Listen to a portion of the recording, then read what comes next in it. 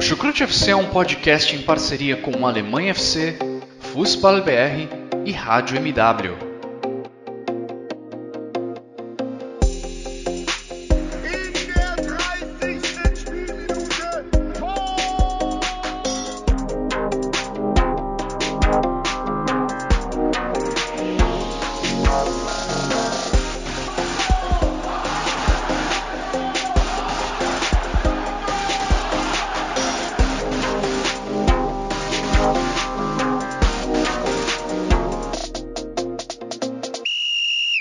Hallo, liebe fãs, willkommen ao melhor podcast de futebol alemão.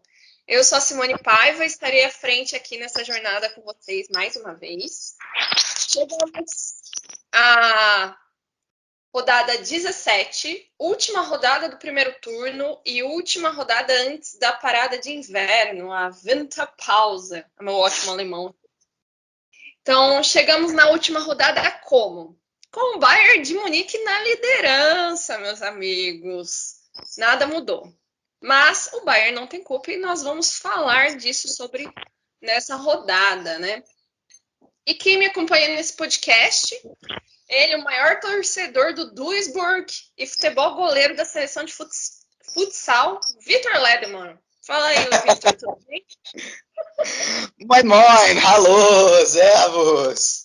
Pois é, né? Já que você, Simone, falou aí que eu sou o maior torcedor do Duisburg, como o papo aqui é sobre a primeira divisão e o Duisburg está na terceira, obviamente acaba que a gente não fala no Duisburg, mas tem um fato que aconteceu hoje que não tem como a gente não falar, né? Então vou aproveitar a introdução para isso. A gente teve um caso de racismo no jogo hoje entre Duisburg e Osnabrück, na MSV Arena, aqui no quintal de casa.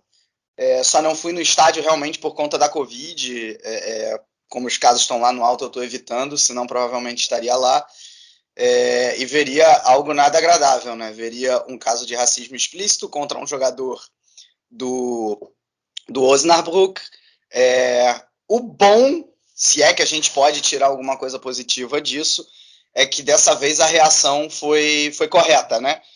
O juiz interrompeu o jogo imediatamente, foi ao jogador que sofreu racismo, disse para ele que estava lá para protegê-lo, mandou os dois times para os vestiários e depois de 30 minutos em que o próprio time do Osnabrück não estava em condições de jogar, o jogo não seguiu, né? O jogo foi realmente interrompido, foi adiado, vai ser jogado numa outra data, e os próprios dirigentes do Duisburg, o time do Duisburg, não ficou contra essa atitude, ao contrário, deu todo o apoio tanto ao jogador quanto ao time do Osnabrück, que eles entenderam completamente a situação e acharam muito justo não voltar para o jogo, né? Então, essa é a primeira vez que isso acontece na Alemanha, um jogo realmente ser interrompido e não seguir após um caso de racismo. Então, acho que se a gente repudia aqui, obviamente, o caso explícito de racismo, pelo menos a reação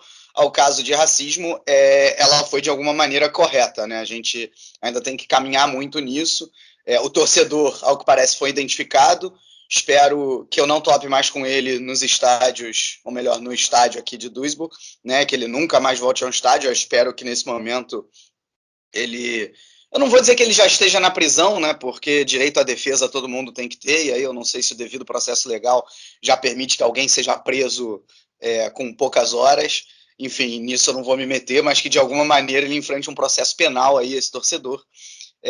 E está dado o recado, né? Mas vamos falar aí dessa 17ª rodada de primeira divisão, porque tem muita coisa para falar. Vamos que vamos, e temos um convidado hoje que eu estou bastante empolgado para ouvi-lo. É isso aí, Vitor. 2021 e a gente tendo que lidar. Você ainda chamou ele de torcedor, né? Eu chamaria de idiota, né? Porque essa pessoa nem pode Uma ter. coisa não exclui a outra, né? Ele é um torcedor e é um idiota, né? Não deixa de ser torcedor. Mas não idiota. Então, em 2021 a gente tendo que lidar com esse tipo de gente, né? Mas pelo menos a gente viu uma reação realmente, né, que valesse. A gente já teve vários momentos desse na Bundesliga e pela primeira vez a gente viu algo realmente ativo, né? A gente espera que ele sofra as consequências cabíveis, né? E como o Vitor falou, hoje a gente tem um convidado, né? Nós não somos Papai Noel, mas ele pediu, então a gente chamou. A gente já vinha com ele no nosso radar, então a gente chamou ele aqui para participar, né? Seja muito bem-vindo, Dimitri. Ele que comanda o Bundesliga Insider lá no Twitter. Um prazer ter você aqui conosco. Fala aí, Dimitri. Opa, gente, tudo bom? Prazer enorme estar aqui com vocês. Para mim é um privilégio. O Vitor até tinha me chamado, né, no outro domingo para participar, né, mas era domingo de Enem e eu que infelizmente passo por esse inferno aí de vestibular, né, passando agora, tá no final, né, não pude gravar, né, pela prova, mas agora estou muito feliz de estar aqui de novo, porque sempre tive a vontade de participar do Chucrute. Eu escuto podcast sempre, todo domingo, tô aqui ouvindo, Guilherme, Vitor, todo mundo falar, Ivan, né, que participa com frequência até. Então, assim, para mim é muito bom estar aqui, fico muito feliz de verdade, né, com o reconhecimento que eu venho recebendo na página e que me trouxe até aqui, né, tenho certeza que são reconhecimentos também por tudo que eu venho fazendo. Então, um prazer enorme estar aqui e vamos conversar sobre a rodada aí. Aí, seja muito bem-vindo, que você tenha ido bem no Enem, né? Indo no Enem, eu nem lembro a última vez que eu prestei Enem, mas não vamos falar de idade, né? Vamos falar de Bundesliga, dessa 17ª rodada, então sinta-se à vontade para dar a sua opinião. E antes da gente começar, queria agradecer os nossos parceiros, né? O Alemanha FC e o Fußball BR, né? Onde você encontra tudo sobre futebol alemão. E agradecer, claro, os nossos padrinhos, né? Que estão aí sempre, que acreditam no nosso trabalho e continuam a nos apoiar. Mas já falamos demais, então vamos começar este podcast. Então, 9 jogos completaram o primeiro turno da Bundesliga, né? Foram 17 rodadas, já se foram 153 jogos, com uma média de gols de mais de 3 gols por jogo. E nessa rodada a gente teve, até o momento, 18 gols, porque estamos gravando, está acabando o jogo entre Colônia e Stuttgart, e o Colônia que pôde fazer um gol, então nós tivemos 18 gols, ou seja, uma média de quase dois gols, quase 2 gols por jogo. E vamos começar falando do jogo que abriu a rodada 17. Bayern de Munique e Wolfsburg, né? O Bayern de Munique recebeu os Lobos na Allianz Arena. A Allianz Arena vazia, praticamente com pouquíssima gente, praticamente convidados. E o Bayern de Munique meteu 4-0 nos Lobos, né? Gol do Miller, o Pamecano, Sané e ele, Lewandowski, né? O Miller que chegou no seu jogo 400 de Bundesliga. Olho nesses números do Miller. Foram 134 gols e 150 assistências em 400 jogos. Sem contar os 10 títulos de Bundesliga, né? Isso aí a gente... E nessa temporada o Miller é o líder de assistências, com 13 assistências e também 13 gols. Agora falando do jogo, o Bayern enfrentou um Wolfsburg um tanto covarde, né? O time dos Lobos estacionou a sua Kombi para fazer o joguinho com a Volkswagen, né? Na frente da sua zona de defesa e apenas esperou o Bayern de Munique, sem apresentar muitas intenções de buscar o gol, né? Já que foram apenas 2 chances diretas de gol do Wolfsburg, né? Então, terminando o primeiro turno, nós temos o Bayern líder com 9 pontos de diferença e os Lobos que continuam a sua queda vertiginosa e agora se encontram em 13º lugar. Vou começar com o nosso convidado, Dimitri. Você viu esse jogo? Como que você viu esse Bayern de Munique, que ainda passa por tem uma série de desfalques, né? A gente tem o caso do mais falado, que é o caso do Kimmich, né? E também, como que você vê esse Wolfsburg, que até chegou a tá lá em cima na tabela na Bundesliga e agora tá caindo ladeira abaixo. Então, vi esse jogo sim, assisti o jogo sim. Cara, seguiu muito o que eu esperava do jogo. Acho que todo mundo esperava, né? Um Wolfsburg numa fase tenebrosa, vive um momento muito ruim sem ideias, sem resultados. É sempre aquela famosa pior combinação possível, né? O time não tem resultado e não tem desempenho. Então, assim, o Wolfsburg vai em queda livre na tabela, né? Mais um resultado ruim. Esse resultado até é aquilo, perder para o Bayern nunca vai ser demérito, porque é esperado. A maioria dos clubes do mundo vai ser esperado jogar contra o Bayern. É um luxo você poder chegar contra o Bayern com o patamar de estar no mesmo nível.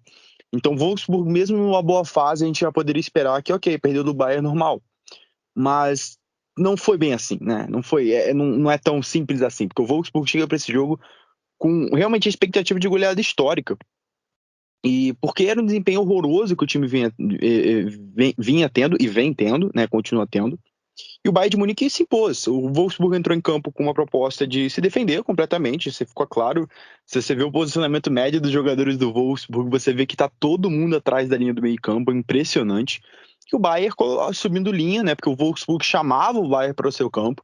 E o Bayern estava tão à vontade para poder subir essas linhas que o Wolfsburg ainda consegue criar algumas chances claras. Foram 3 chances claras de gol que o Wolfsburg acaba perdendo, né? Se eu não me engano, o Eagles perde 2. Então, assim, ainda conseguiu criar alguma coisa, mas isso foi até lances isolados frente ao que foi o jogo inteiro, né?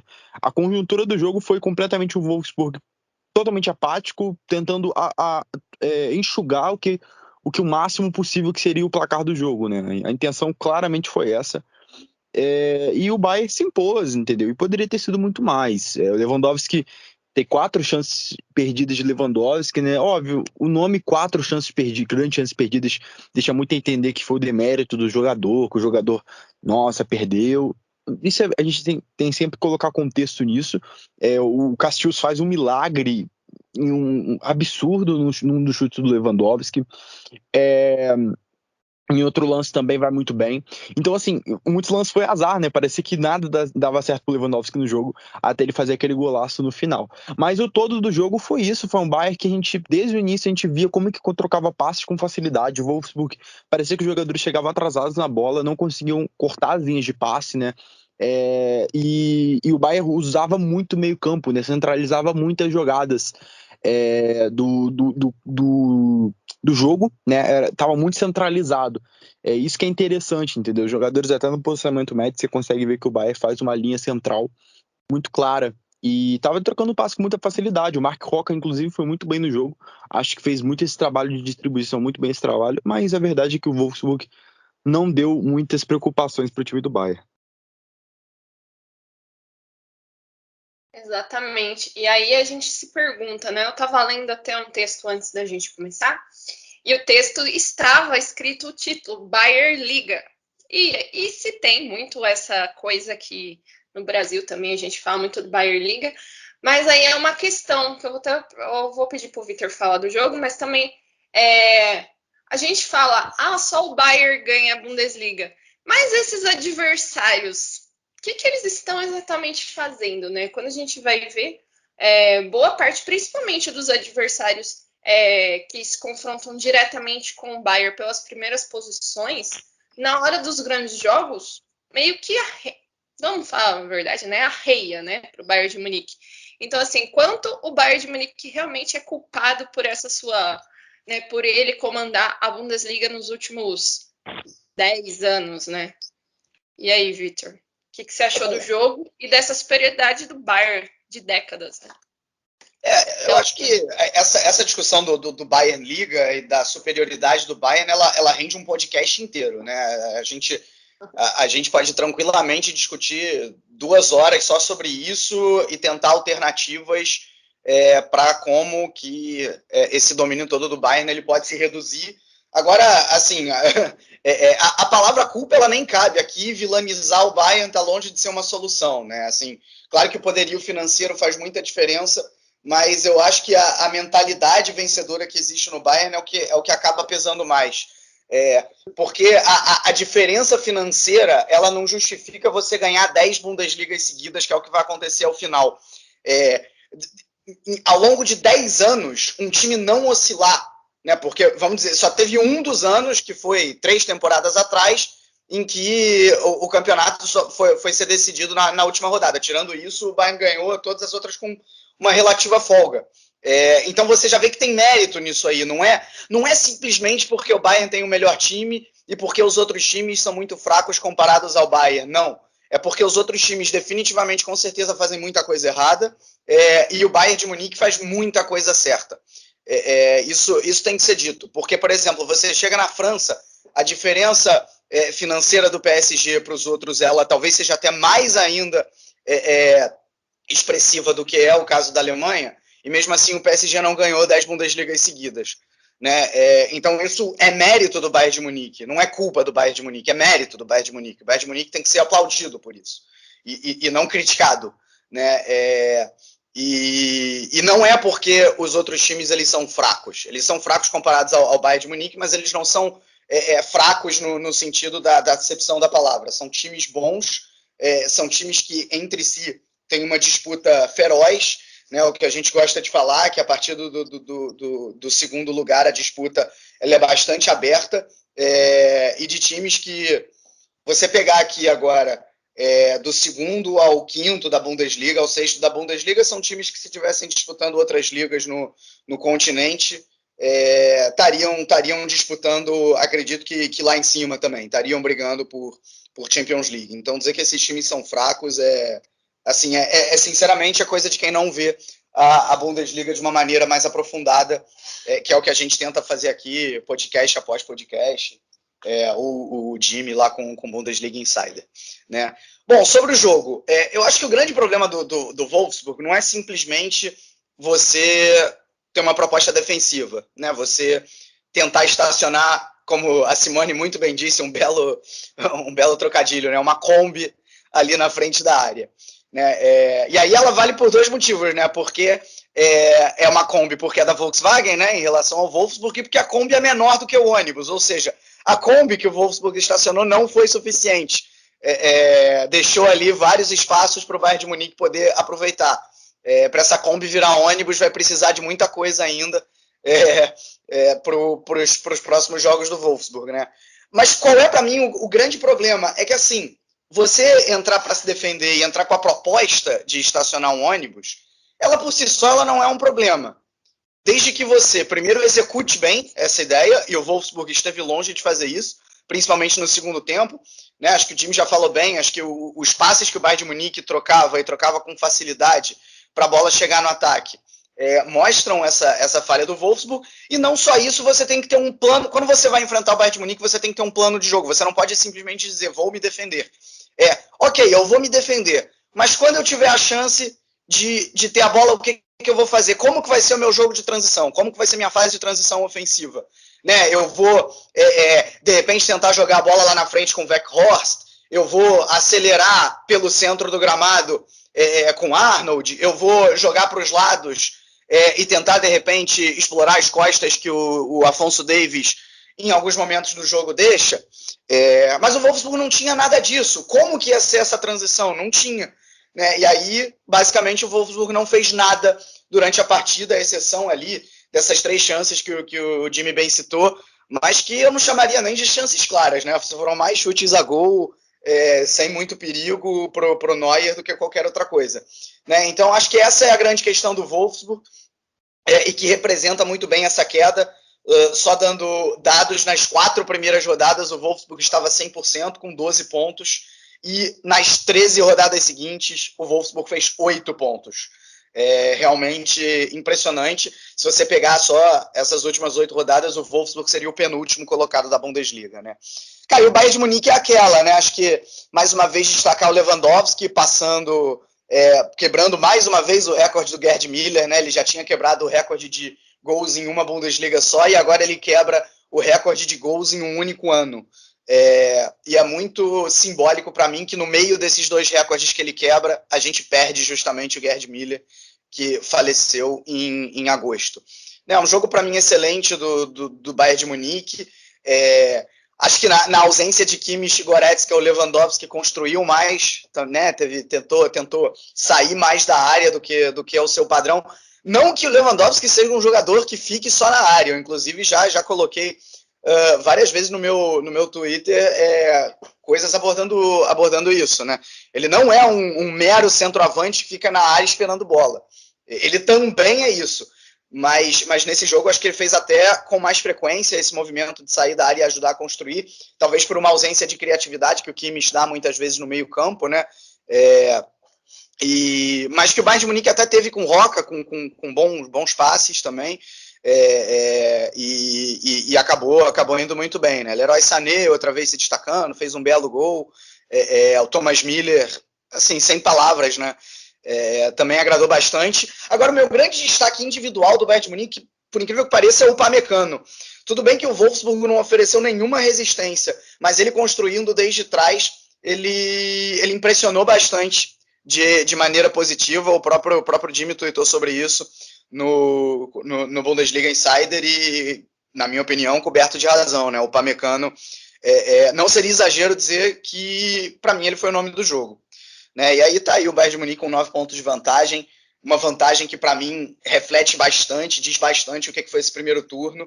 Realmente o Bayern de Munique foi muito melhor e sobrou. A diferença de 1 ponto que existia coisa de 3 rodadas atrás, ela era uma diferença falsa, você olhando o desempenho de Bayern de Munique e de Borussia Dortmund, que a gente ainda vai falar. Desculpa, falei demais.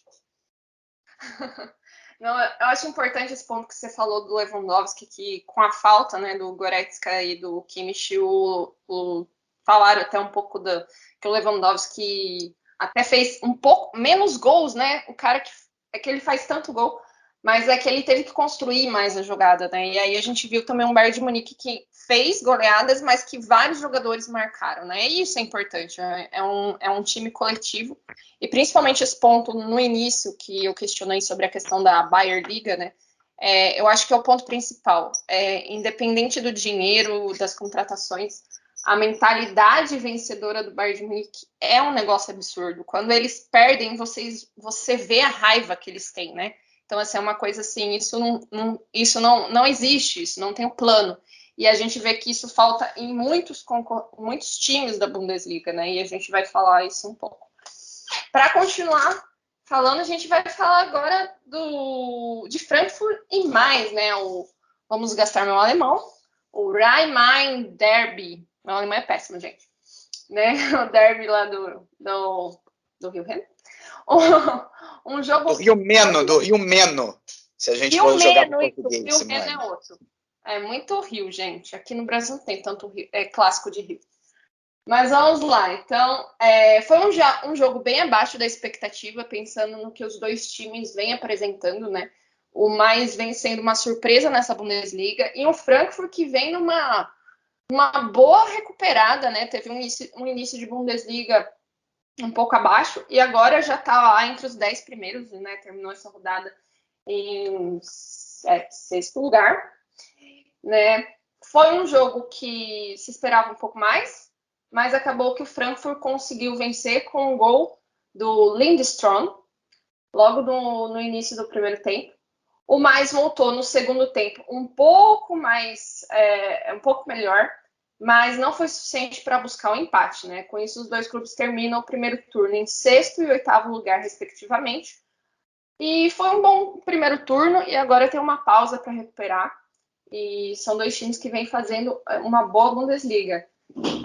Victor, o que você achou do jogo e o que você espera dessas duas equipes no decorrer da Bundesliga na volta da pausa de inverno? Só antes de falar sobre o jogo, acho que vale contextualizar um pouco o contexto dessa rivalidade entre Frankfurt e Mainz, né? Porque realmente são dois rivais fortes. Nos jogos recentes, inclusive, a gente viu briga entre as torcidas assim de uma maneira bastante explícita, com polícia e tudo, né? Frankfurt e Mainz estão separadas aí por 40 quilômetros.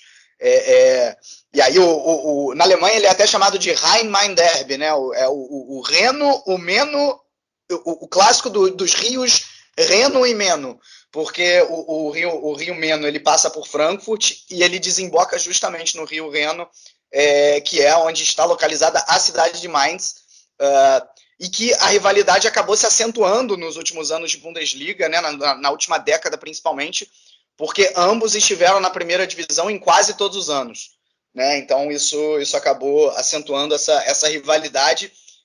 E aí eu não chequei esse dado, essa informação, mas acho que esse clássico de hoje representava o melhor momento dos dois times em muito tempo, né? Quando eu digo dos dois ao mesmo tempo. Os dois na parte de cima da tabela. Então ele acabou gerando muita expectativa. Eu até achei que foi um jogo ok. Né? Eu acho que o Frankfurt foi melhor do que o Mainz e vem nessa tendência. Né? O Frankfurt chegou a 6 vitórias nos últimos 7 jogos. Teve um mês de novembro mágico e teve um mês de dezembro quase perfeito. Só perdeu para o Hoffenheim num jogo em que poderia tranquilamente ter ganhado, né? Num jogo igual ali que poderia ter pendido para qualquer um dos dois lados. Lembrando que o Hoffenheim também é outro que vem muito bem, a gente já vai falar, né? E aí fez valer essa superioridade nesse clássico do Rio Meno. E cara, assim, o que me agrada demais nesse Frankfurt é o seguinte: quando a gente viu o Frankfurt muito mal lá no início do campeonato, e nem tão início assim, né? Porque justamente antes dessa sequência dos 7 jogos e 6 vitórias, o Frankfurt estava com o mesmo número de pontos que o Augsburg e só ficava acima da zona do playoff por conta do saldo de gols, né? E qual era o grande problema do Frankfurt? Um dos grandes problemas do Frankfurt até ali é que praticamente o Kostic jogava sozinho, era o famoso uma andorinha só não faz verão, e o Frankfurt não conseguia ganhar a maioria dos jogos. O que aconteceu de lá para cá? O famoso triângulo mágico apareceu. Não o triângulo mágico original de 3 temporadas atrás, com Haller, Jovic e Rebic, quem não esquece. Ou o triângulo mágico da temporada passada, com André Silva, com Kamada e com Yunis, né, que levou o Frankfurt a uma excelente campanha e acabou perdendo a vaga na Champions League só nas últimas rodadas, né? Não, eu estou falando de um triângulo mágico que demorou para se acertar, mas que aos poucos vai aparecendo. O Kamada, remanescente da última temporada, junto com o Lindstrom e o Borré. Né? O Borré, que começou muito mal e agora vem aparecendo, fazendo gols. Nessa partida contra o Mainz, deu uma assistência. E o Lindstrom, que tem simplesmente 6 participações em gols nos últimos 6 jogos. Parece que esses 3 começaram a se entender. E o setor ofensivo do Frankfurt, que não vinha bem, começou a se acertar. Então, Gleisner, aos poucos, realmente foi acertando o Frankfurt, que coloca aí na 6ª posição, só a 1 pontinho da UEFA Champions League. Realmente impressionante, né? O Mainz, sim, esse fez uma partida abaixo da expectativa, diante do que vinha apresentando. No segundo tempo até igualou um pouco as coisas, mas sem assustar muito a defesa do Frankfurt, que estava segura mesmo com a ausência do Tuta, né? O Tuta estava suspenso depois de ter sido expulso na rodada do meio de semana, mas não conseguiu fazer muita coisa. O Mainz fica aí na 9ª posição, mas se for comparar com o primeiro turno da temporada passada, em que estava lá junto com o Schalke, tinha feito apenas 7 pontos, dessa vez fez 24, o time do Bo Svensson ainda está de muitos parabéns. Nesse jogo, não.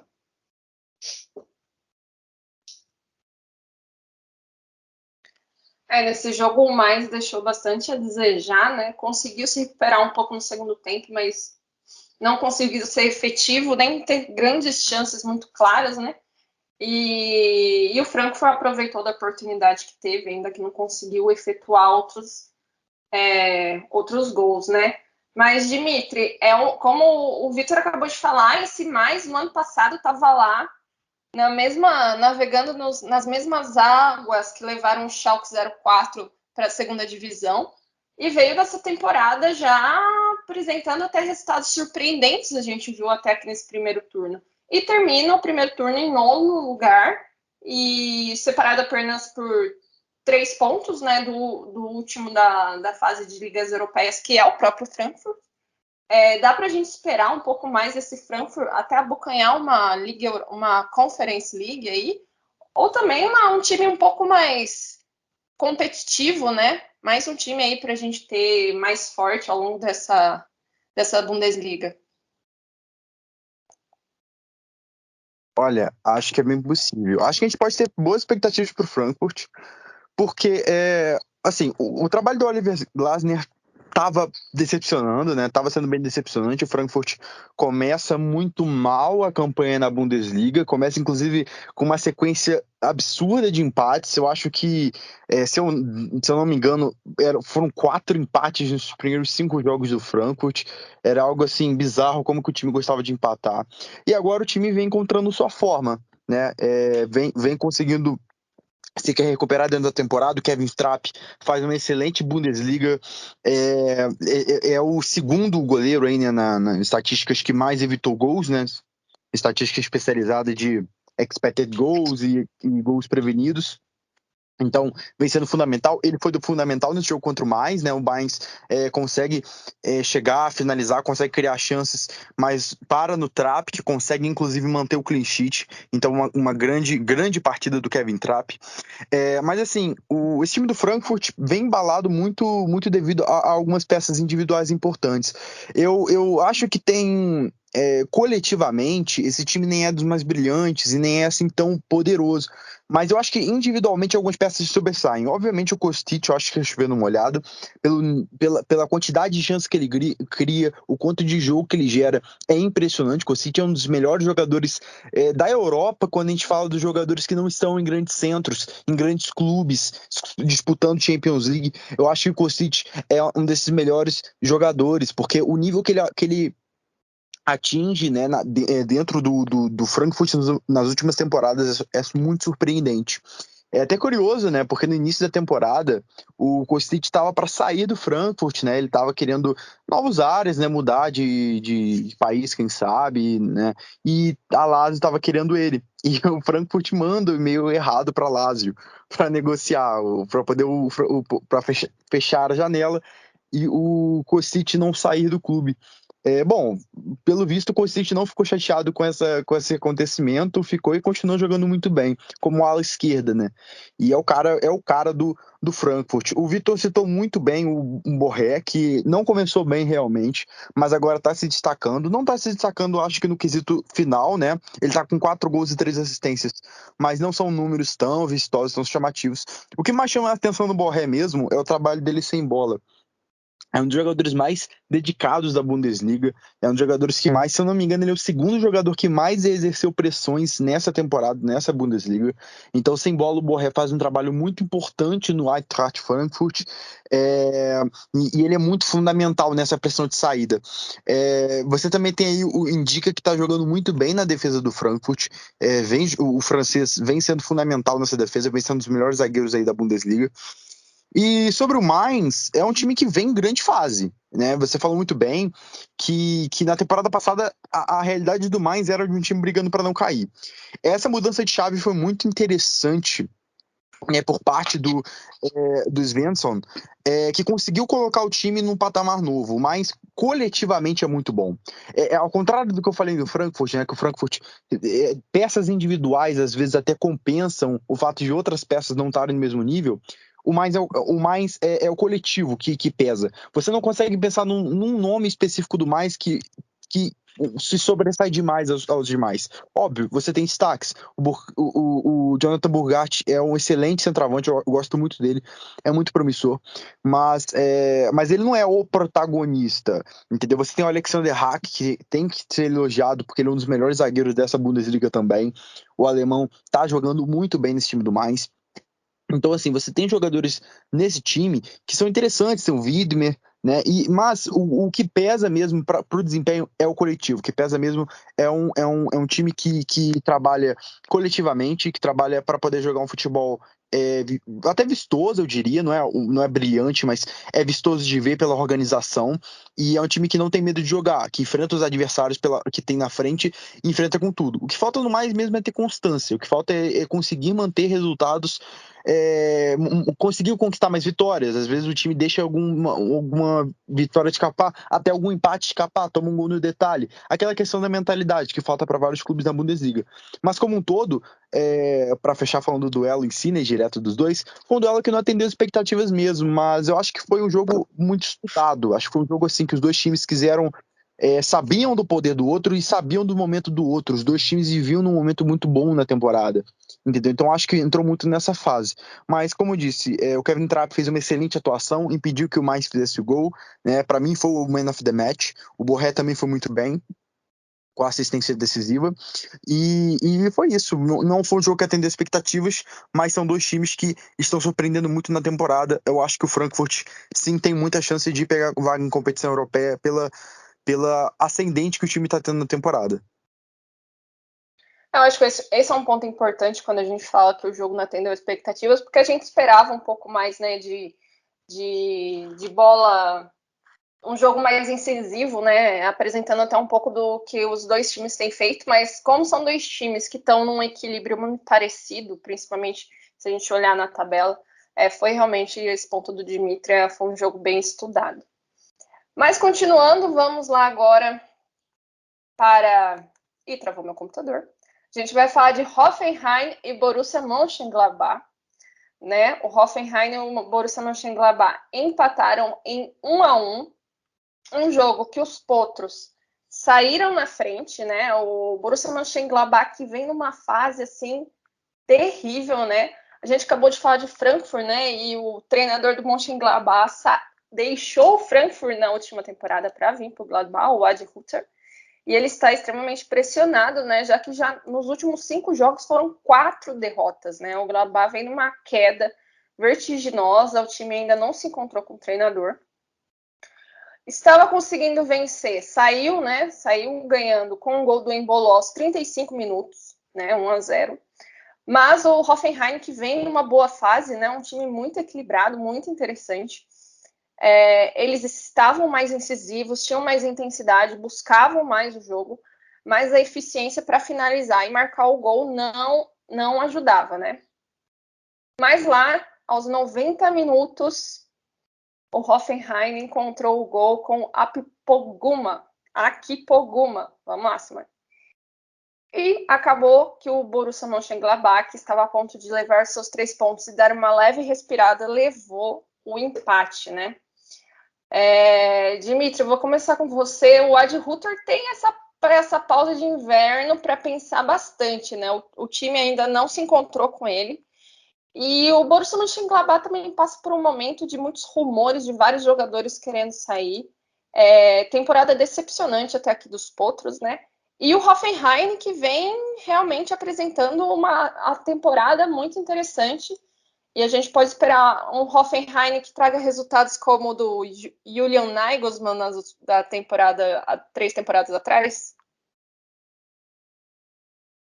Então, começando pelo Hoffenheim, é bem interessante porque sim, o momento do clube é incrível e engraçado que é do clube mesmo, não é só do time masculino. Eu postei no meu Twitter hoje, mais cedo, que tanto o time masculino quanto o time feminino do Hoffenheim estão invictos nos últimos 6 jogos. Então, assim, é bem curioso, né? Porque são idêntica campanha, 4 vitórias e 2 empates. Então, assim, é bem interessante porque o momento dos dois, né?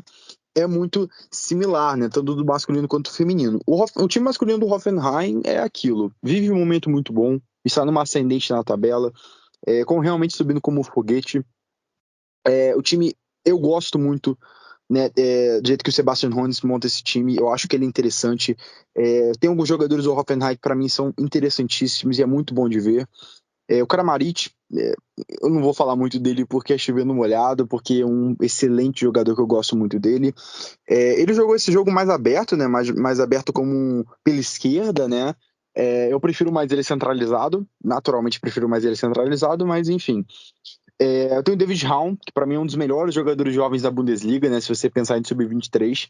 A concorrência é grande, né? Porque a Bundesliga é a terra aí das promessas, mas o David Raum é um dos melhores que tem. Eu gosto demais desse ala esquerdo do Hoffenheim, ele é muito bom cruzando a bola, é um perigo constante nos cruzamentos, ele é rápido, ele é forte fisicamente, ele marca bem, eu acho que ele é bem completo, faz muito bem esse trabalho de corredor, e é importante, e é para ficar de olho, porque eu acho que é uma das opções interessantes para os clubes aí da Europa na próxima janela, sem ser de janeiro a outra, né, porque eu acho que ele vai ser assediado aí.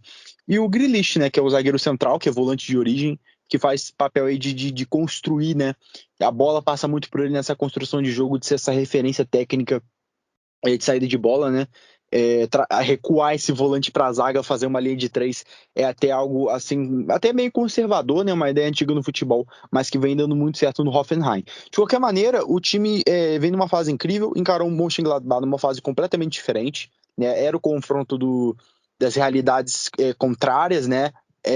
O Gladbach vem num momento tenebroso, né? Nos últimos 6 jogos perdeu 5, não, perdeu 4, ganhou 1 e empatou 1. Então, assim, é completamente diferente da realidade do Hoffenheim. Você falou muito bem, Simone, a de Ruther vive uma pressão infernal dentro do clube. Eu, inclusive, admito que fiquei bem surpreso que ele não foi demitido, pelo menos até agora não, né? Mas acho que não vai mais, já teria anunciado se fosse. Eu achava que ia. Eu não acho, o Ivan até falou, né? O Ivan que torce pro Gladbach, falou que não achava que era a solução. Eu também acho que não era a solução mesmo não era demitir o Adi Ruther, mas eu não tinha como defender que não fosse demitido, porque aquilo é um treinador que não conseguiu consertar alguns problemas da equipe, não conseguiu potencializar certas partes do time, entendeu? Eu acho que essa fase do Gladbach entra muito numa questão de vestiário. Tem muito essa questão. A gente pode ver, o próprio Ivan falou, né? Alguns jogadores do Gladbach totalmente desconexos. A gente vê o time, principalmente nas goleadas que tomou, jogadores muito apáticos, tomavam um gol e parecia, ok, foi um gol, vamos para a próxima, entendeu? Quase que numa monotonia enorme, entendeu? Você não parecia que os jogadores estavam realmente jogando futebol. Eram poucos que realmente se enfureciam com a realidade, sabe? Parecia até um pacto de mediocridade que estava acontecendo no Hoffenheim, não, perdão, no Gladbach, entendeu? E o Ginter mesmo, né?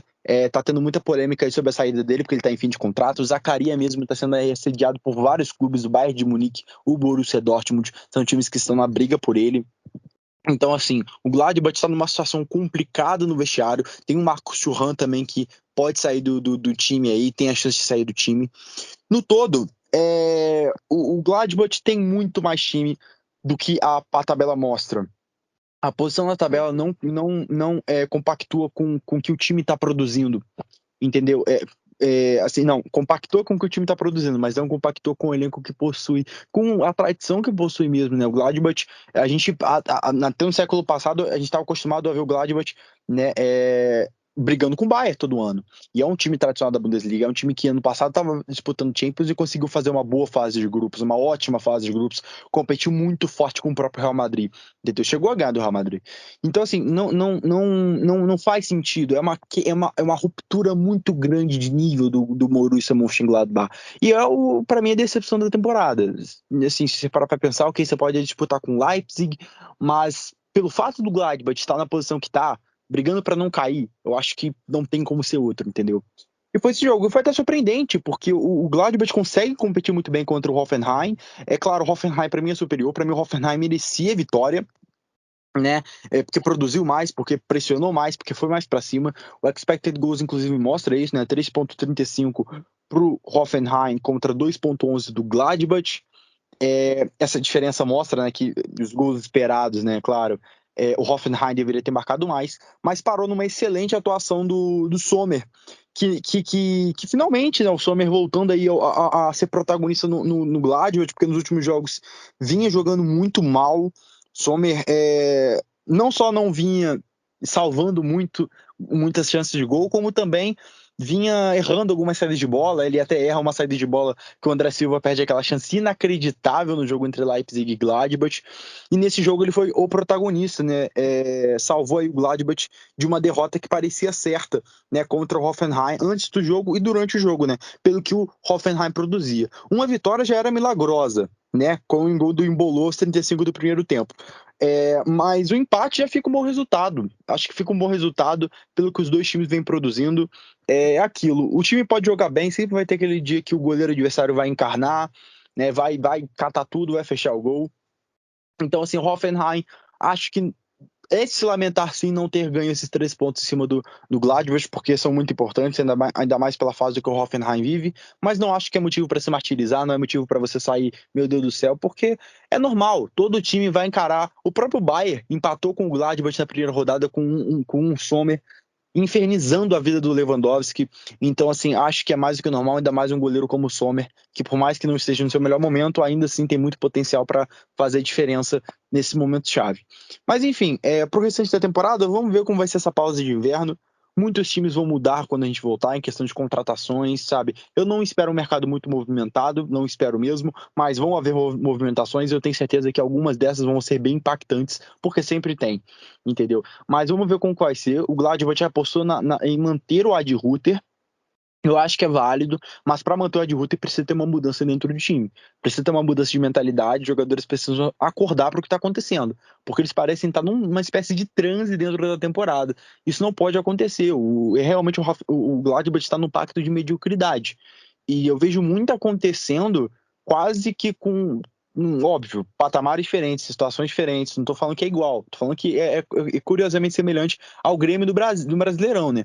Que a gente viu o Grêmio lá embaixo, óbvio, o Gladbach não tá na zona de rebaixamento, mas tá muito perto. E assim, a rodada, ninguém conseguia realmente até hipotetizar, pelo menos eu não, a ideia do Grêmio cair. Todo mundo pensava, não, daqui a pouco sai, daqui a pouco sobe, é o Grêmio, é o Grêmio, é o Grêmio.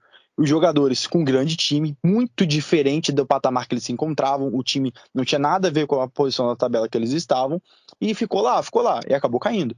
O Gladbach não tá na zona de rebaixamento, entendeu, nesse momento, mas daqui a pouco pode ser que sim, se mantiver esse nível, se voltar da pausa com esse mesmo nível, com esse pacto de mediocridade, entendeu? Sem conseguir contratar algum reforço ou outro que seja importante, sem recuperar os jogadores que estão em baixa, como Zaccaria, Ginter, se voltar assim, pode sim se manter nessa posição, inclusive acabar amargando aí uma zona de playoff e quem sabe o terror, um pesadelo de ser rebaixado. Acho muito improvável, não apostaria minha mão no fogo nem um pouco nisso, acho que o Gladbach fica, mas não duvido que fique acima do meio da tabela e por si só isso já é muito decepcionante pelo investimento e pela tradição do time.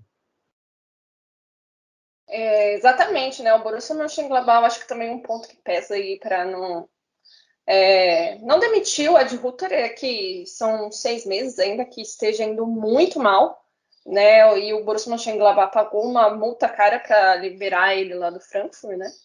E tem esse ponto, né? A gente falava nas últimas temporadas, a gente falou tanto dos bons jogadores, né? Que tem o Mönchengladbach, o Embolo, o Zaccaria, o Plea, o Thuram, e que essa temporada realmente, né? Eles não se encaixaram, talvez estejam realmente com uma sensação de querer ir embora, mas isso é extremamente antiprofissional, né? Mas aí, Vitor, você viu esse jogo? O Hoffenheim, de uma certa forma, foi um pouco mais atuante, né? Buscou um pouco mais, mas a falta de efetividade lá na frente acabou só conseguindo um empate. Mas o Hoffenheim ainda mantém lá em 4º lugar, né? O Borussia Mönchengladbach dá uma leve respirada, né? Eu acho que o Hoffenheim, em condições normais, venceria essa partida, né? Pelo que foi o jogo, o Jimmy já falou dos expected goals para mostrar isso, né? Só que acaba que os dois times saem um pouco frustrados com o resultado final. O Hoffenheim porque foi melhor e não ganhou, e o Gladbach porque estava ganhando até os, 46, 47 do segundo tempo, e acabou não levando os 3 pontos. Eu acho que tirando ali entre os 30 e os 45 do primeiro tempo, em que o Gladbach conseguiu combinar algumas boas chances, o único momento em que o Stindl, o Thuram e o Embolo apareceram para combinar legal, o Patrick Herrmann ali aparecendo também, foi esse Gladbach apático aí que o Jimmy citou muito bem. Eu nem tenho mais a falar sobre a fase do Gladbach, porque acho que ele e você, Simone, já abordaram bem, né? Em relação ao Hoffenheim, o que me agrada muito nessa equipe é o volume de jogo que ela produz, é muito volume de jogo, é sempre atacando com todo mundo, vai o Kaderabek de uma ala, vai o Jorge Ruther da outra, tem aí no meio, né, o Kramaric, que nesse jogo atuou um pouco mais aberto, como o Jimmy disse, aí tem Dabu, tem Bebu, tem Belfodil, né? Não necessariamente todos esses jogadores jogam juntos, né? Às vezes um substitui o outro. Esse volume de jogo nessa partida foram 21 chutes, né? Claro que a maioria deles sem grande perigo, mas de todo jeito, se você chuta 21 vezes ao gol, em alguma a chance da bola entrar é muito grande. Não entrou mais vezes nessa partida por causa do Sommer, que para mim é o melhor goleiro da Bundesliga nas últimas 3, 4 temporadas, né? Então, isso está me agradando bastante nesse time do Hoffenheim, e para mim é o que coloca o Hoffenheim nessa quinta posição. Acho que o Gladbach vocês já abordaram muito bem, né? Muito jogador. Eu acho que o problema não é elenco, não é exatamente que precisa contratar alguém. Elenco para ir muito melhor o time tem, realmente resgatar a qualidade dos jogadores que o time já tem. Vamos ver se o Ad Ruther vai ser capaz de fazer isso nessa pausa de inverno. É isso aí. Agora a gente vai falar do jogo na capital de Berlim, Hertha Berlim e Borussia Dortmund. O Hertha jogava pelo um respiro na temporada, né? O Hertha que fez contratações, gastou um dinheiro nas 2 últimas temporadas e não tem conseguido retornar isso em campo, né? Vai de mal a pior, tentando aí uma vitória. E o Borussia Dortmund, que apesar da posição, vem apresentando um futebol bem questionável e já tem bastante... o trabalho do Marco Rose, né? Vem sendo bem questionado. Sobre o jogo, né? O jogo, o Hertha Berlim saiu na frente, mas teve um gol anulado, né? Logo depois, o Borussia Dortmund abriu com o Julian Brandt, que talvez seja um dos poucos pontos importantes do trabalho do Marco Rose, que ele conseguiu recuperar o Julian Brandt, né? No segundo tempo, já no início, o Hertha Berlim voltou muito mais acelerado, muito mais efetivo, conseguiu já encontrar o empate, né? Um Borussia Dortmund que estava com uma defesa remendada. E poucos minutos depois, o Hertha Berlim conseguiu virar o jogo, né? O Belfodil marcou o primeiro gol e depois o Richter, num tiro de fora da área, marcou um golaço e virou. E aquele momento que a gente esperava que o Borussia Dortmund corresse para buscar o empate, o Richter foi lá e fez mais um. Com 3-1, o Dortmund ainda diminuiu, comprou um Garit, mas não foi o suficiente, né? O time da capital, o time azul, né, da capital alemã, respira e sobe para a 11ª posição, com novo ânimo e treinador, né? A pausa vai dar um bom tempo para o Hertha aí. Já o Borussia Dortmund vai para essa parada de inverno bem negativo, com jogos bem questionáveis e ainda sussurros de uma possível saída anterior de Erling Haaland. Vitor, mais um jogo horroroso do Borussia Dortmund, um time apático, um time sem uma estrutura de time. Marco Rose apresentando um trabalho bem abaixo do esperado, né? O que esperar desse Borussia... Como você falou, essa diferença para o Bayern de Munique não é nenhuma surpresa, né? Pelo contrário, a diferença pouca antes sim era uma surpresa. O que esperar desse Borussia Dortmund e de mais um jogo apático? E o Hertha Berlim, né, que conseguiu uma vitória aí depois de uma temporada tão irregular. Cara, assim, eu acho que o torcedor do Borussia Dortmund vai me bater nessa, mas eu acho que a temporada tá dentro dos... Tirando a Champions League não, a eliminação na primeira fase num grupo relativamente fácil, não tem muita desculpa, mas dentro da Bundesliga, eu acho que era mais ou menos isso que o Dortmund podia fazer mesmo, né? Não dava para competir com o Bayern, eu falei isso lá no início, que a diferença entre Bayern de Munique e Borussia Dortmund era maior das últimas, sei lá, 4 ou 5 temporadas, com a saída do Sancho. Eu acho que o Marco Rose, crucificar ele agora, assim, tá longe de ser solução. A gente está vendo jogadores mesmo abaixo da média. Aí você fala assim, a defesa do Dortmund, ela tá um desastre, é verdade. E aí entrando especificamente nesse jogo. Bom, vamos lá.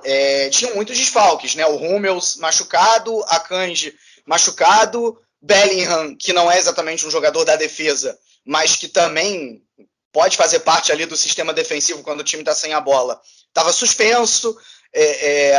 E aí o Marco Rose, ele, numa tentativa desastrada, coloca o Witzel do zagueiro, e o resultado disso é um desastre. Né? Assim, o Witzel não é nem sombra daquele jogador que foi na temporada, a primeira dele pelo Borussia Dortmund, né? Acho que foi a 17-18. Mas assim, eu acho que nesse jogo em específico ele estava fora de posição. Ok, completamente lento. Ok, o primeiro gol é na conta dele e é um erro técnico, é uma cabeçada ruim. Né? Não é, mesmo que ele estivesse na posição certa, ele não pode, ele tem que saber cabecear, e não é isso que ele faz. Mas de todo jeito ele estava fora de posição, né? Falta jogador defensivo no Borussia Dortmund, e eu já vi muita gente pedindo que o Dortmund, e o Jimmy é um deles, né, que faz isso no Twitter, né, que é melhor contratar um zagueiro do que ir buscar o ADM pro ataque, e eu não discordo exatamente disso. Eu só fico com o pé atrás. Eu não sei se o problema da defesa do Borussia Dortmund é nome, é exatamente nome, porque sinceramente eu acho o Hummels e a Akanji, pelo menos a zaga titular, são dois nomes bastante razoáveis para mim dentro da realidade do Borussia Dortmund. A grande verdade é que o Borussia Dortmund tem um problema crônico defensivo que já vem de 4, 5 temporadas, não importa qual é o zagueiro, não importa a qualidade dele.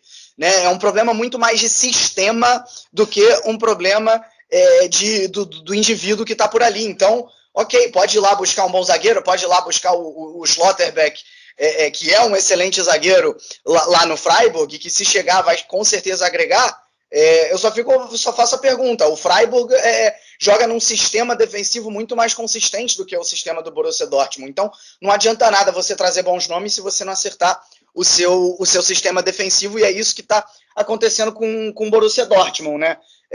Realmente uma partida ruim, um desastre defensivo, eu diria até que uma partida defensiva ruim das duas equipes, né? Borussia Dortmund, ali nos primeiros minutos, o Royce teve 2 chances claras que o Meunier, quem diria, o Meunier colocou ele na cara do gol. Se o Borussia Dortmund faz 2-0 ali, sabe-se lá se o jogo não teria um rumo diferente, né? Mas não teve, e aí o Hertha cresceu na partida e se aproveitando muito desses espaços que generosamente a defesa do Borussia Dortmund cedeu. O Marco Richter apareceu muito bem. Aliás, o Marco Richter é um jogador que já tinha aparecido bem no Europeu Sub-21, mas não é no Europeu Sub-21 da temporada desse ano, não, de 2021. No Europeu Sub-21 de 2019, que ele aparece bem. Ainda era jogador do Augsburg na ocasião, e agora demorou um pouco para se acertar no Hertha Berlim, mas fez aí 2 gols, foi muito bem na partida.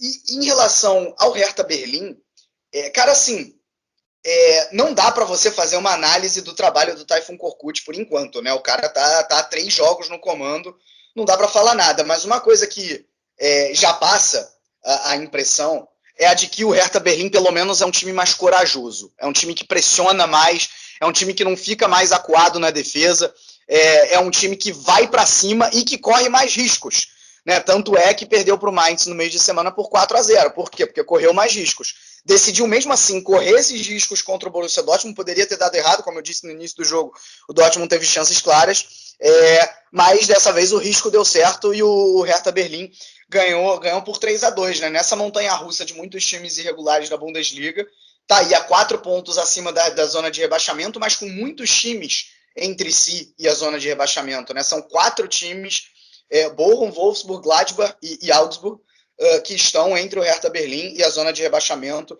ou melhor, a zona do playoff, no momento ocupada pelo Stuttgart, né?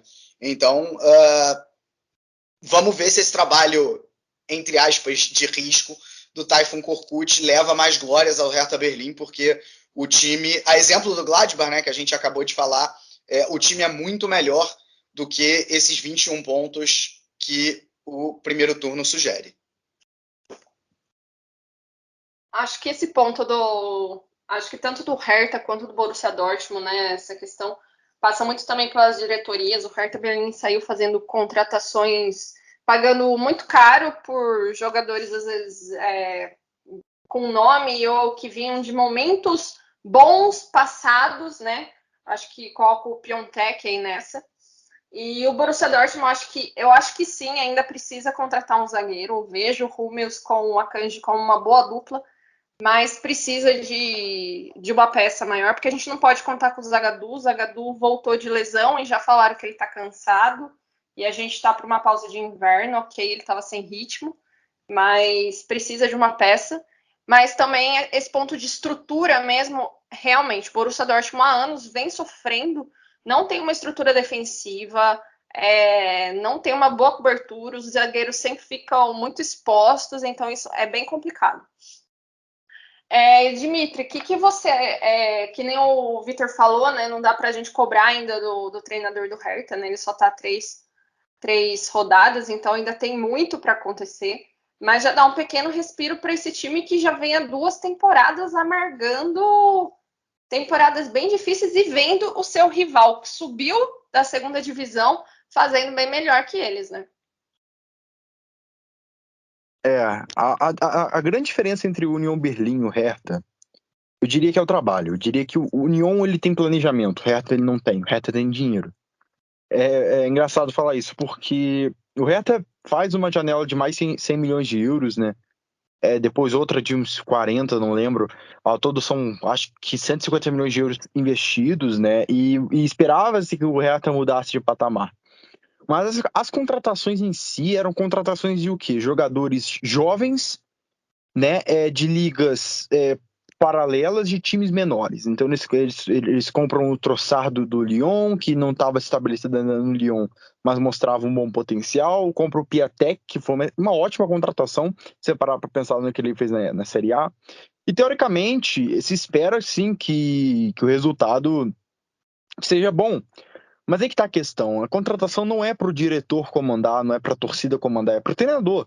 Então, se você não contrata jogadores que se encaixem entre si, se encaixem com uma ideia de jogo que o time queira propor e não se encaixe com o que o treinador pensa sobre o futebol, não vai dar certo nunca. E foi isso que o Hertha fez. O Hertha não fez um planejamento acerca de, ok, vamos escolher esse treinador para esse tipo de jogo, para esses jogadores que se encaixam nesse tipo de jogo. Não adianta, o futebol é uma pirâmide. E dentro dessa pirâmide, existem nichos, existe uma hierarquia de ideias, né? Primeiro você tem uns diretores que decidem o que eles querem ver o clube propondo, daí vem um treinador que vai propor isso, daí vem contratações que propõem isso. Então é uma hierarquia, e o Hertha pulou essa hierarquia no momento que contrata jogadores antes de definir bem o que eles queriam. Então, assim, acho que a situação do Hertha de estar brigando aí para não cair é um absurdo frente ao que foi planejado, frente ao que foi investido. Mas é uma consequência que é aquilo, pagaram para ver e estão recebendo. Estavam falando aí no início do episódio, né, que a gente estava falando aí sobre o Bayern.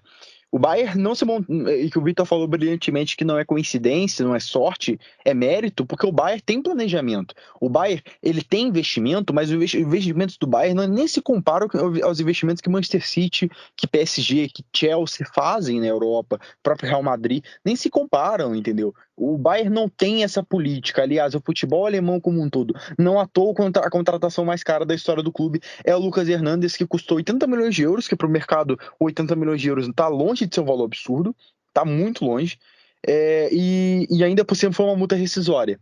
Né? É importante falar isso, não foi um valor negociado, foi uma multa rescisória. Então, assim, o Bayern se mantém no topo que ele está por causa do planejamento. Mostra que a melhor forma de você conseguir ter méritos, a melhor forma que você conseguir ter sucesso no futebol é tendo ideia, filosofia de jogo bem estabelecida, coisa que falta no Hertha. E no União Berlim tem. No União Berlim tem um trabalho a longo prazo estruturado. Mas falando sobre a temporada atual, o Hertha se encontra agora, né, numa posição confortável de meio de tabela.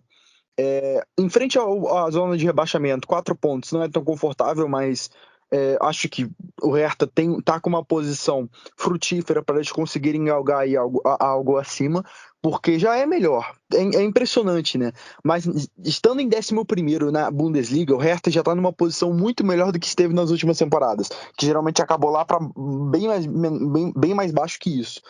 O time chega ao 5º jogo invicto dentro de casa, com esse resultado contra o Borussia Dortmund. São 3 vitórias e 2 empates nos últimos 5 jogos, né? Em Berlim. E o jogo contra o Dortmund foi aquilo. Bem surpreendente pelo resultado, porque é um Dortmund que é vice-líder e um Hertha Berlim que a gente já está acostumado a ver pelo rebaixamento. Mas só pela visão dos times, só como posso dizer, pela camisa, pelo nome. Porque em campo, o resultado não foi surpreendente. Em campo, a vitória do Hertha é merecida. Para mim, é merecida. O Borussia Dortmund cria algumas chances, mas desperdiça de maneira muito displicente algumas delas, entendeu? Falta muito no Borussia Dortmund eficiência nessas finalizações. O Malen entra, perde chance, o Reus perde 2 chances grandes, entendeu? E faltou ser contundente. E eu acho que, sinceramente, qualquer time que entra em campo e se dispõe a sair com a bola e ter aquele desempenho defensivo que o Borussia Dortmund teve, acho que é um time que merece a derrota.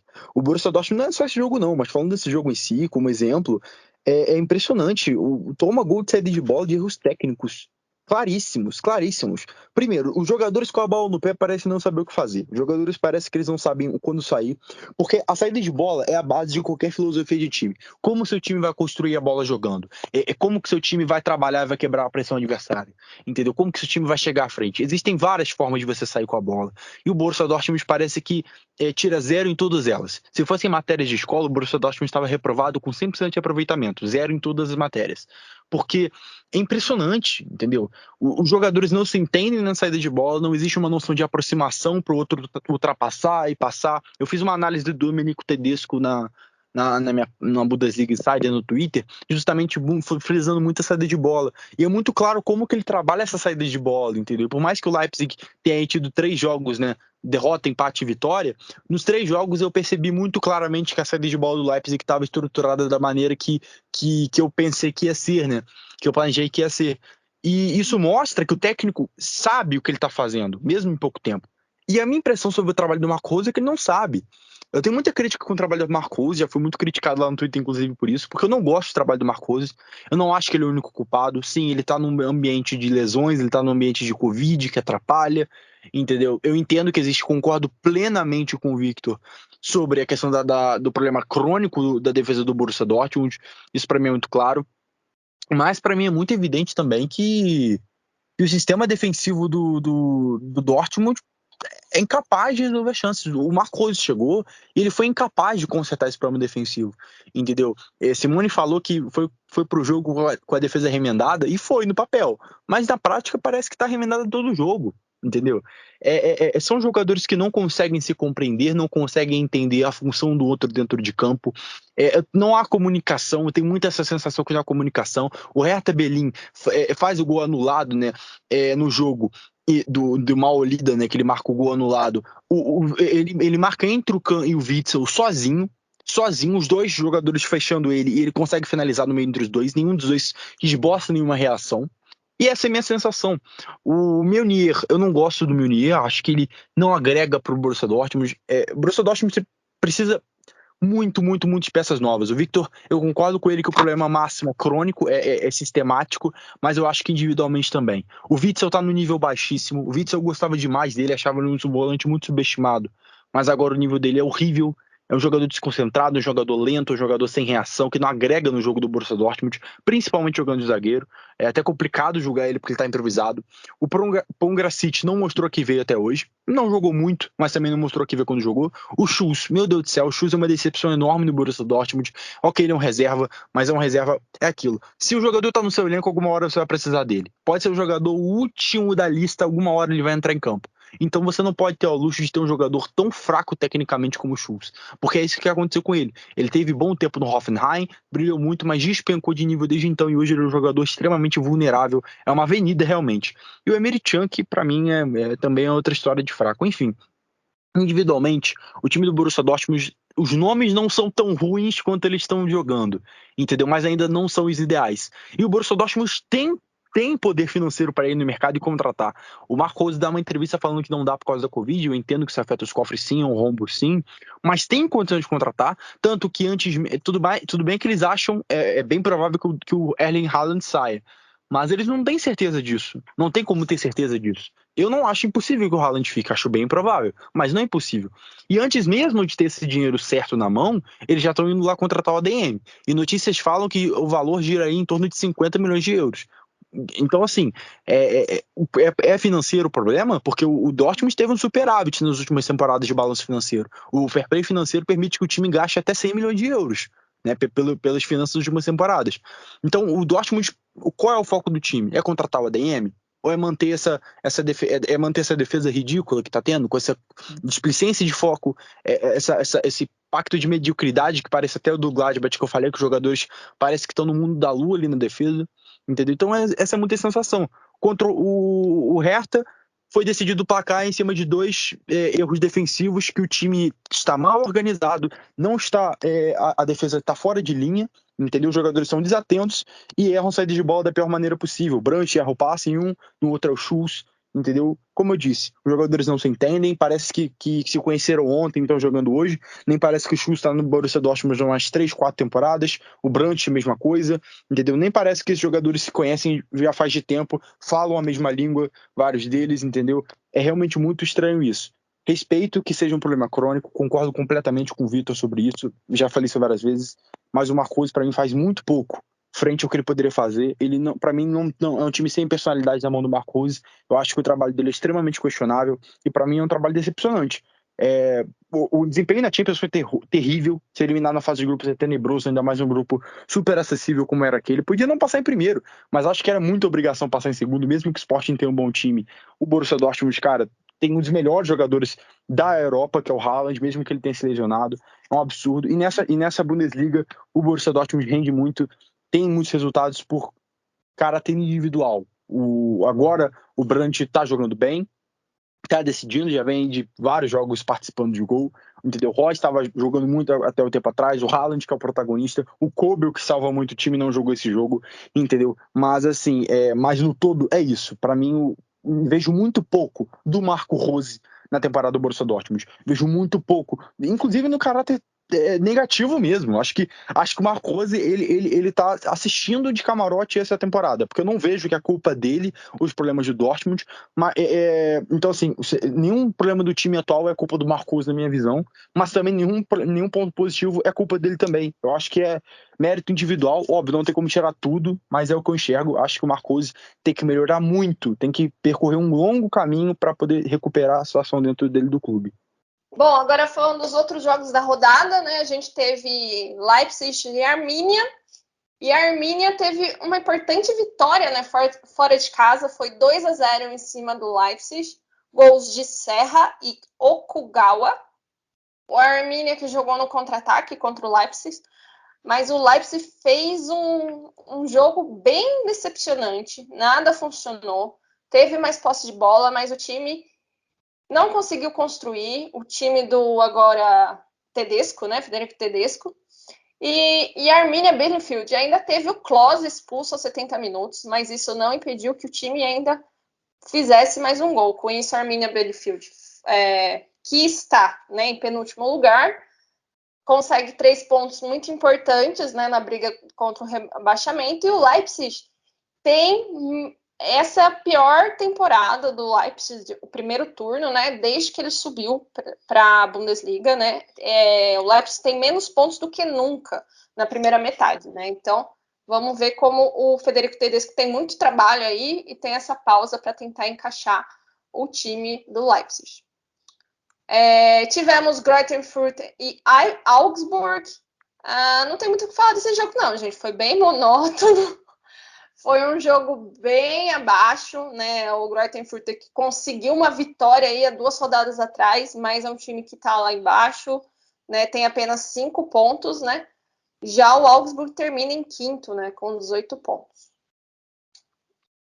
Tivemos ainda Bochum e Union Berlin. O Union Berlin venceu, né? Venceu o Bochum fora de casa com o gol do Max Kruse aos 16 minutos. O Kruse que há 2 dias atrás tinha se casado, então estava jogando na sua lua de mel, veja bem. O Union Berlin se recuperou, né? Depois de vir de um empate e uma derrota inesperada para o Greuther Fürth, né? Já o Bochum completa 2 derrotas seguidas. O Union Berlin se mantém na primeira parte da tabela em 7º e o Bochum em 12º. Aí tivemos hoje, fechando a rodada, Freiburg e Bayer Leverkusen, né? Então tivemos o Freiburg venceu por 2-1, abriu o placar aos 33 minutos com Vincenzo Grifo. Aos 45, o Bayer Leverkusen empatou com Charles Arangues. E lá no finalzinho, aos 84, o Freiburg conseguiu fazer o gol da vitória com o Kevin Schade. E para fechar a rodada, tivemos Colônia e Stuttgart. O Colônia, que aliás fez o gol quando a gente começou a gravar esse podcast, né? Foi 1-0 e o Colônia fez aos 89 com Anthony Modeste. Com isso, o Colônia se mantém na 8ª posição com 25 pontos e o Stuttgart se mantém na zona de playoff né, do rebaixamento em 16º. Então vamos agora às informações da segunda Bundesliga com o Thiago. Fala aí, Thiago. Olá pessoal do Chucrute FC, quem está falando aqui é o Thiago Barbosa do Bundesliga Brasil 2. Falar o que aconteceu nessa 18ª e primeira rodada do segundo turno da Zweite Liga, com o São Paulo perdendo fora de casa por Rosenkiel. O Ingolstadt venceu o Dynamo Dresden, mas continua na última colocação. O Hamburgo e o Schalke 04 empataram. O Werder Bremen venceu o Hannover 96 fora de casa. E o Darmstadt venceu o Regensburg e continua na vice-liderança do campeonato. Vamos lá o que aconteceu nessa rodada de número 18 da Zweite Liga. Nos jogos de sexta-feira, o Fortuna Düsseldorf recebeu o Sandhausen e foi derrotado por 1-0. O Rosenkiel recebeu o São Paulo e venceu pelo placar de 3-0. O RB Galway recebeu o Nuremberg e foi derrotado por 3-1. O Ingolstadt recebeu o Dynamo Dresden e venceu por 3-0. O Paderborn recebeu o Heidenheim e foi derrotado por 2-1. O Hamburgo recebeu o Schalke 04 e ficou no empate em 1-1. Já nos jogos de domingo, o Hannover 96 recebeu o Werder Bremen e foi derrotado por 4-1. Já o Regensburg recebeu o Darmstadt e os lírios venceram por 2-0, se mantendo na vice-liderança do campeonato. E o Karlsruhe recebeu o Hansa Rostock e ficou no empate em 2-2. A classificação atual está assim, com o São Paulo na liderança com 36 pontos, seguido do vice-líder Darmstadt com 35 pontos e o terceiro colocado o Hamburgo com 30 pontos. Já na zona de rebaixamento, o Sandhausen é o 16º colocado com 17 pontos, seguido do 17º RB Galway com 14 pontos e o lanterna do campeonato Ingolstadt com 10 pontos. Lembrando que a Zweite Liga volta em 14 de janeiro, a competição terá um recesso nessas 2 semanas. Esse foi o que melhor que aconteceu nessa 18ª rodada da Zweite Liga. Um grande abraço a todos e um feliz final de ano a todos. Um grande abraço e até a próxima. E para falar de Frauen Bundesliga, Vitor, o que tivemos nessa rodada da Frauen Bundesliga? Bom, tivemos, infelizmente, algo que até agora não precisou acontecer na primeira divisão masculina, que é jogo cancelado por conta da Covid. Né? A Turbine Potsdam e Wolfsburg acabou tendo que ser cancelado, ou melhor, adiado, né? Ainda vai ser jogado, obviamente, por conta da Covid. Né? Se na primeira divisão inglesa a gente viu isso acontecendo aos montes, na Alemanha a gente viu menos, mas prova aí que a Alemanha também não está num bom momento em relação a esse maldito vírus. Né? Bom, e aí tivemos o Bayern de Munique ganhando do Werder Bremen. O Hoffenheim, né, o Jimmy até falou ao longo do podcast, que está muito bem, venceu o Freiburg por 3-1. O Wolfsburg acabou não jogando e o Eintracht Frankfurt venceu o FC Sun por 2-0. Né? Por que eu citei todos esses times aí? Porque são justamente os times que estão brigando pelo título. Né? A gente está com uma briga muito ferrenha pelo título na Frauen Bundesliga. O Bayern de Munique, no momento, é o líder com 28 pontos e o Hoffenheim está logo atrás com 27.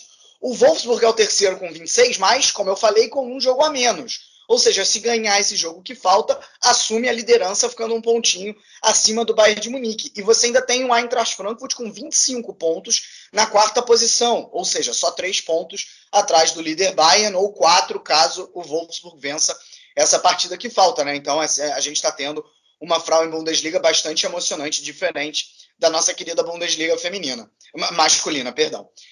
E lá na briga contra o rebaixamento, a gente tem o SC Sun com 2 pontinhos só e o KZA Jena na lanterna também com os mesmos 2 pontos mais atrás no saldo de gols. É isso de futebol feminino, Simone. Isso aí, assim, vamos falar do gol da rodada e melhores jogadores dessa rodada, a 17ª rodada da Bundesliga. Lembrando que, assim como a temporada passada, nós temos uma parada de inverno bem mais curta, né, graças aos calendários bagunçados pela Covid, e ano que vem tem aquela Copa do Mundo bizarra em novembro, dezembro, né? Então, 7 de janeiro, estamos de volta com a Bundesliga. Dimitri, você é nosso convidado, então diga aí, qual o seu gol da rodada e seus 3 jogadores? Então, menção do gol da rodada aí pra mim, eu fiquei em dúvida, tá? Mas eu vou escolher do Marco Richter, do Hertha Berlim, aquele golaço que ele mete uma chapada de fora da área no ângulo do Hitz. Acho que foi um golaço, mas vai ser minha escolha. Mas ficou uma menção honrosa pro gol de voleio do Lewandowski, que eu achei muito lindo. Nossa, um espaço curto ali que cruza, o Musiala escora de cabeça bem em cima dele, ele vira o corpo com uma velocidade absurda, com a perna fraca ainda, né? Para quem já jogou pelada, né, sabe como que é difícil você conseguir fazer um voleio, ainda mais você fazendo do lado oposto, que é o seu corpo, né, do lado oposto, que é o seu centro de giro. Então, lindo o movimento do Lewandowski para fazer gol ali no espaço curto e matar a zica que estava nesse jogo. Minhas 3 menções, de novo, o Marco Richter do Hertha Berlim, fez 2 gols e 2 golaços, né? Outro é um voleio bonito que ele pega de primeira, com raiva, com força no fundo da rede, na cara do Hitz. Fez 2 gols aí e, né, decidiu o jogo pro Hertha Berlim, então não tem como não ser ele. O meu outro é o Stefano Scapino, que é o goleiro do Arminia, né? Goleiro reserva, tomando a vaga do Ortega para esse jogo, que, né, salvou o Arminia, né, garantiu o clean sheet do Arminia, parou o ataque do Leipzig. O expected goals desse jogo, inclusive, né, previa, né, uma vitória do Leipzig, né, deu 2 gols de expected goals pro Leipzig, apenas um pro Arminia, mas o goleirão aí, Capino, conseguiu impedir que isso acontecesse, então fica a minha menção aí até pelo clean sheet. E o último é o Upamecano do Bayern.